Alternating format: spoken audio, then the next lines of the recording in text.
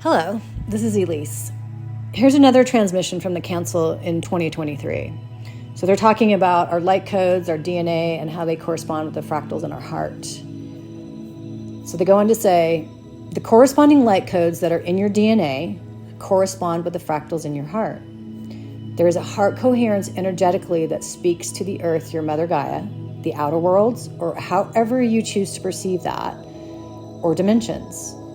There are other star families, star races, that correspond with other humans on your planet. There is this innate fear that has been encoded in your fractals over time, given the engineering as they call it, and those on your planet don't believe how the human was, so to speak, created. Again, everybody has their own perception. I have my own perception, so take what resonates with you. They have talked about this in other channels about the polymers, our DNA and RNA and all those beautiful things. And then they go on to say, these fractals are starting to break in correspondence with these new light codes and color codes that are penetrating the matrix or the magnetosphere around your Earth.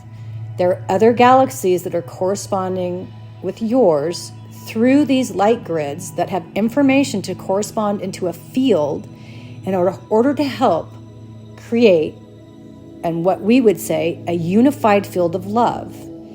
But again, there is a heart coherence that is needed in your human race in order to break free of the fractals that hold a fear-based consciousness. And we all know we have that on the planet.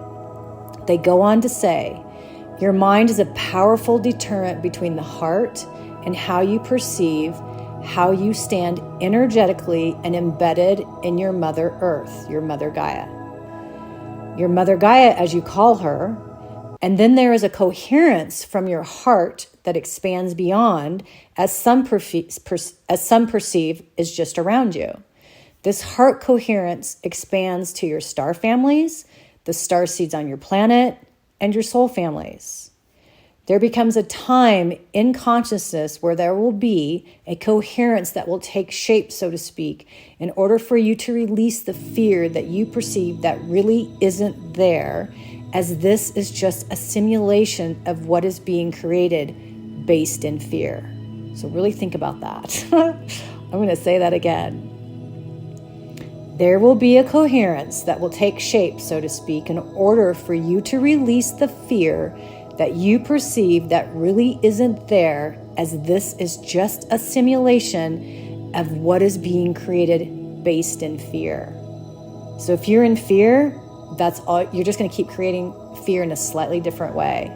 If you come from a different perception and you have more love in your body and your energy fields, you're going to create more of that. And again, it doesn't mean that you're not going to have challenging times. You're human. That's part of the human condition. It's how we emotionally evolve, is to work through our shadows, to work through those beautiful energies. But I found that interesting. They've talked about simulation now twice. And I wasn't a big advocate of that, but the more that I listen to them when they channel through and they speak to me on a regular basis, I'm starting to actually feel it. Like, we actually really create that simulation. It's us creating it. It's not something else. It's not this, AI thing. It's not something else coming in. We're actually in the middle of it, creating it. So be mindful of your thoughts. Be mindful of your words. Be mindful of just how energetically you are in the world. And the more we are in our light body, that we have a connection to that beautiful light body that exists outside of us. It's not that far away. It's there all the time. And we have this access to it. So all they're saying is if we can get out of the fear as a collective, it's amazing what the human race can do. So those are my thoughts. Take what resonates and let the rest go. And I will talk to you next time. Thanks for listening.